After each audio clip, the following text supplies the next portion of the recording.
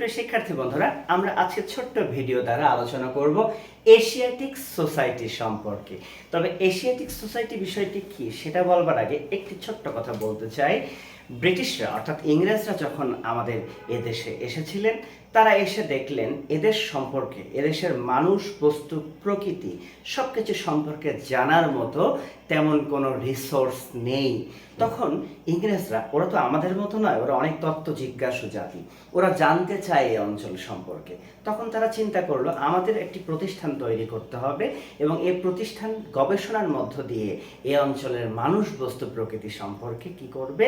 জ্ঞান অন্বেষণ করবে। এবং আমাদের এই অঞ্চলের মানুষ, বস্তু, প্রকৃতি সম্পর্কে জ্ঞান অন্বেষণের জন্য 1784 খ্রিস্টাব্দে, 1784 খ্রিস্টাব্দে কলকাতাতে, কোথায়?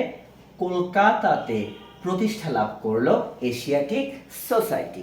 তাহলে প্রথম প্রশ্ন হতে পারে এশিয়াটিক সোসাইটি কি? আমরা বলবো মানুষ, বস্তু, প্রকৃতি সম্পর্কে উচ্চতর গবেষণার জন্য প্রতিষ্ঠিত সংস্থাই হচ্ছে এশিয়াটিক সোসাইটি। তার মানে এটি একটি গবেষণাধর্মী প্রতিষ্ঠান। এটা প্রতিষ্ঠা হয়েছে 1700 সালে? 84 সালে। কোথায় প্রতিষ্ঠা হয়েছে? কলকাতাতে প্রতিষ্ঠা হয়েছে। এবং এশিয়াটিক সোসাইটির প্রতিষ্ঠাতা যিনি ছিলেন তার নামটি হচ্ছে স্যার উইলিয়াম জোন্স। খুব ইম্পর্টেন্ট এই তথ্যটি, অনেক সময় পরীক্ষাতে এসেছে যে এশিয়াটিক সোসাইটির প্রতিষ্ঠাতা তাহলে কে? আমরা বলতে পারি স্যার উইলিয়াম জোন্স। সুপ্রিয় শিক্ষার্থী বন্ধুরা, তাহলে এশিয়াটিক সোসাইটি প্রতিষ্ঠা হলো গবেষণার জন্য। আমরা দেখতে পাই 1952 সালে এই এশিয়াটিক সোসাইটির একটি শাখা ঢাকাতে খোলা হয়, কিন্তু তখন সেটির নাম হয় পাকিস্তান এশিয়াটিক সোসাইটি। তাহলে মূল এশিয়াটিক সোসাইটি প্রতিষ্ঠা সাল 1784। তার একটি শাখা পাকিস্তানে এলো এবং তার নাম হলো পাকিস্তান এশিয়াটিক সোসাইটি। কিন্তু পাকিস্তান এশিয়াটিক সোসাইটি প্রতিষ্ঠা হয় কিন্তু ঢাকাতে। ওকে, কিন্তু বাংলাদেশ স্বাধীনতা অর্জন করবার পরে অর্থাৎ 1972 সালে এই প্রতিষ্ঠানটির নাম হয়ে যায় বাংলাদেশ এশিয়াটিক সোসাইটি। তাহলে মাথায় রাখতে হবে, পরীক্ষা দুভাবে প্রশ্ন হতে পারে। প্রথম প্রশ্ন, এশিয়াটিক সোসাইটি প্রতিষ্ঠা হয়েছে কত সালে? তখন আমরা বলবো 1784 সালে। আর যদি বলে বাংলাদেশ এশিয়াটিক সোসাইটি প্রতিষ্ঠা হয়েছে, তাহলে বলবো 1952 সালে। কিন্তু বাংলাদেশ স্বাধীন হওয়ার পরে পাকিস্তান এশিয়াটিক সোসাইটির নামটা পরিবর্তন হয়ে এটি হয় বাংলাদেশ এশিয়াটিক সোসাইটি। সেজন্য বাংলাদেশ এশিয়াটিক সোসাইটির প্রতিষ্ঠা সাল অবশ্যই আমরা কত বলবো? 52 বলবো, কারণ পাকিস্তান পিরিয়ডে এটি হলেও ঢাকাতে হয়েছিল। আমি বলেছি দেশ স্বাধীনের পরে এটি হয় বাংলাদেশ এশিয়াটিক সোসাইটি।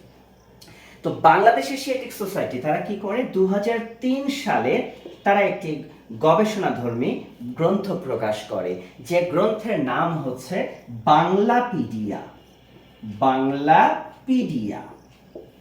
সুপ্রিয় শিক্ষার্থী বন্ধুরা, প্রাচীনকাল থেকে বর্তমান সময় পর্যন্ত আমাদের এই বাংলাদেশ সম্পর্কে কি জানতে চান, প্রতিটা বিষয়ের খুঁটিনাটি আলোচনা করা রয়েছে এই বাংলাপিডিয়াতে। তাহলে বাংলাপিডিয়া প্রকাশ করে কে? আমরা বলবো বাংলাদেশ এশিয়াটিক সোসাইটি, কারণ এশিয়াটিক সোসাইটি দুটো রয়েছে, একটি কিন্তু কলকাতাতে আর একটি বাংলাদেশ এশিয়াটিক সোসাইটি। তো বাংলাদেশ এশিয়াটিক সোসাইটি বাংলাপিডিয়া প্রকাশ করেছে কত সালে? 2003 সালে। এবং তারা 10 খণ্ডে, কত খণ্ডে? 10 খণ্ডে বাংলাপিডিয়া কিন্তু প্রকাশ করেছে। এবং বাংলাপিডিয়া সম্পাদনা করেছিলেন ডক্টর সিরাজুল ইসলাম। উনি ইতিহাস বিভাগের অধ্যাপক, ঢাকা বিশ্ববিদ্যালয়ে ছিলেন ডক্টর সিরাজুল ইসলাম। বাংলাপিডিয়া প্রথম সম্পাদনা করেন ডক্টর সিরাজুল ইসলাম। কয় খণ্ডে? 10 খণ্ডে। বাংলাপিডিয়া প্রকাশ করেছে কে? Bangladesh Asiatic Society. Bangladesh Asiatic Society প্রতিষ্ঠা হয়েছে কত সালে? 1952 সালে। আর বাংলাদেশ নাম ধারণ করেছে কিন্তু 1972 সালে। সুপ্রিয় শিক্ষার্থী বন্ধুরা, 2013 সালে এই বাংলাপিডিয়া আবার সংস্করণ করা হয় এবং সংস্করণের পরে 10 খণ্ড হয়ে যায় 14 খণ্ড। তার মানে বাংলাপিডিয়ার বর্তমানে খণ্ড আছে কতটি? 14টি। কারণ 2013 সালে এই বাংলাপিডিয়া আবার পুনরায় কি হয়েছে? পুনরায় পরিমার্জন, পরিবর্ধিত হয়েছে। এবং বাংলাপিডিয়া 2013 সালে যখন 14 খণ্ডে প্রকাশ পেয়েছে, তখন এটি সম্পাদনা করেছেন ডক্টর নজরুল ইসলাম। তাহলে বর্তমানে যে আমরা 14 খণ্ড পাচ্ছি আছে বাংলাপিডিয়ার, সেই বাংলাপিডিয়ার 14 খণ্ড সম্পাদনা করেছেন ডক্টর নজরুল ইসলাম। আর প্রথম সম্পাদনা করেছিলেন 2003 সালে ডক্টর সিরাজুল ইসলাম। উভয়ের শেষের নামে কিন্তু ইসলাম রয়েছে, তাহলে সিরাজুল ইসলাম প্রথম, নজরুল ইসলাম কিন্তু সর্বশেষ খণ্ডে সংস্করণে অংশগ্রহণ করেছেন।